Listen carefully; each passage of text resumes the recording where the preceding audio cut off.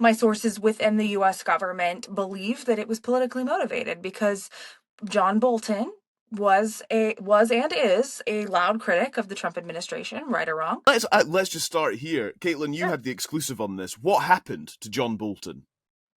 Yeah, it is really fascinating to kind of like take you through what developed this morning.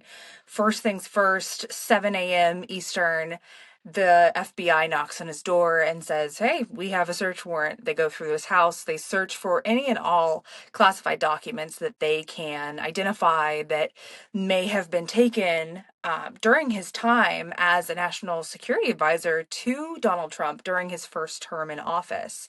A couple hours later, they then do the same type of search to his office in D.C.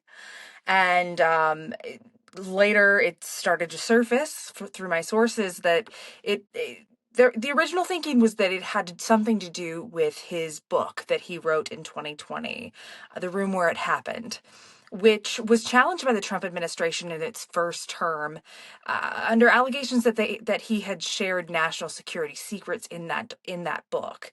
Well, what turns out is this investigation doesn't have a lot to do with that book. It actually is looking at um, allegations that as he was national security advisor to President Trump in the first administration, he was sitting at his desk in the White House emailing his wife and his daughter documents, classified documents of high national security interests, so that he could, I guess, get them out of the White House, put them onto his own personal server at home, and ended up, actually stealing those documents for whatever purposes that actually came after he left the Trump administration in 2019. Gosh, okay, so these are serious allegations, Yeah. and I think that shouldn't be sort of skipped over, should it? So what could that mean in reality? Should there be evidence found that this is what has happened? Yeah, I mean, I think that it was really skipped over. That reporting that I did, it was later in the evening. I haven't seen a lot of people being able to kind of replicate it because my sources are deep. They're good sources.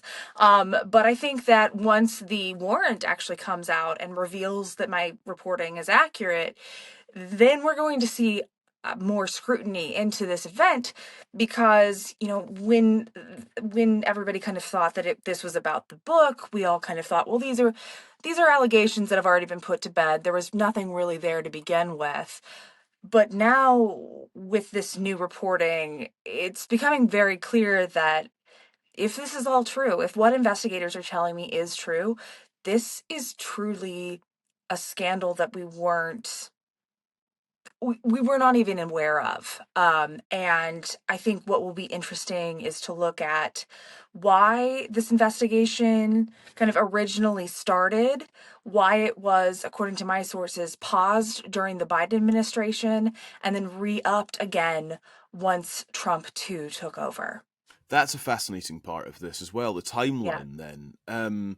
I mean, we shouldn't stray too far into speculation, but that would add a whole different layer to the story if there had been, well, several years worth of pause.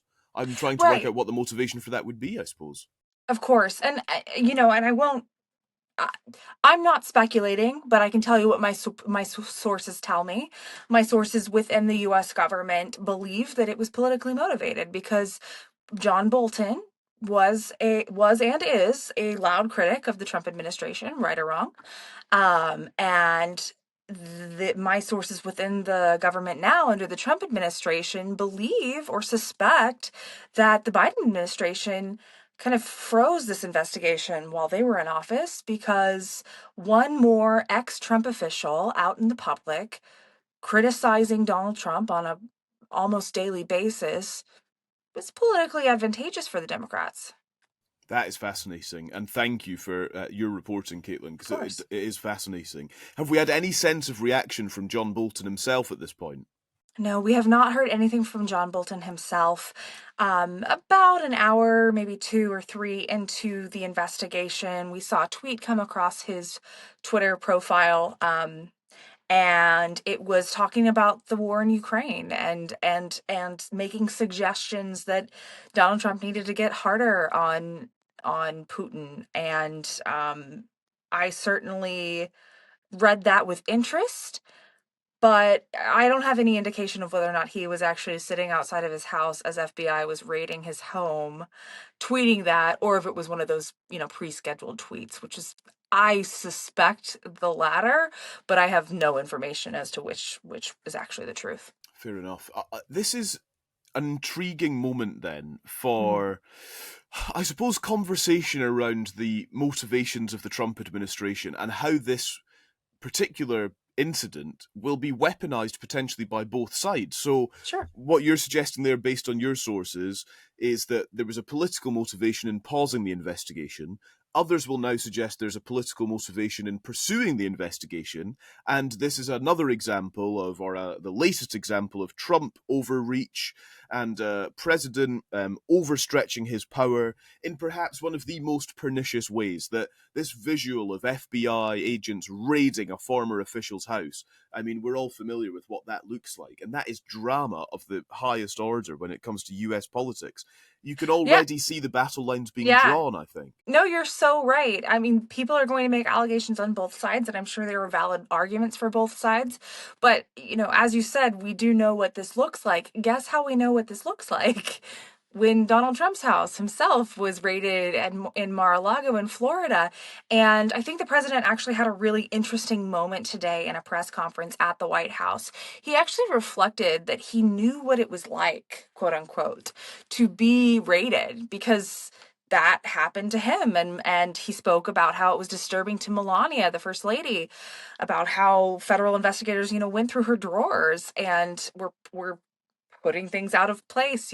As a woman, we kind of know where everything is in our homes, and it was disturbing to Melania at the time. But so I did see some, I don't know. I guess you could call it compassion for what Bolton is going through, but he certainly minced no words in how he feels about Bolton. And I think there are probably are valid arguments to say, well, Trump is going after, one of his top critics from Trump won, sure. But the president says that he wasn't made aware before the raids happened, which I tend to believe because Joe Biden also wasn't aware, so he claimed, of similar raids that were conducted at the time. He was raided himself, and then also Donald Trump, and both cases, because the U.S. presidency tries to keep a good separation between the White House and the Department of Justice for, to balance out any kind of credibility issues. But I mean, certainly you've gotta, take into realities the viciousness of the political cycle. But then on the other hand, if what investigators are telling me is true, I mean, you are looking at the hoarding of classified documents by a top administration official in charge of protecting the country's national secrets, sending them back to his home address so that he can go home, write a book, and then spend the next 4 or 5 years on the media cycles analyzing foreign policy maybe based on stolen documents. Yeah. Caitlin, can I just ask you one about Ghislaine Maxwell as Yeah, well, just while we've got you here? So she has perhaps helped Donald Trump's case in all of this. She yeah. says there was no list of clients for Epstein. She never saw Donald Trump in an inappropriate setting. Quite fascinating to see these transcripts of her interviews released on Friday afternoon. Although, if I may be the cynical journalist and suggest that she gave the interview to Donald Trump's former personal lawyer, now Deputy Attorney General, and was shortly thereafter moved to a comfier prison. Yep. Todd Blanche. He is also a name we know well from the criminal allegations into President Trump before he took office for his second term. So I am also a skeptical journalist with you. Of course, we can't shake that from our DNA. You know, I don't really think it was all that fascinating, to be completely honest, because there was nothing provocative that came out of it. And that was maybe that was the point, to kind of show that there was not this,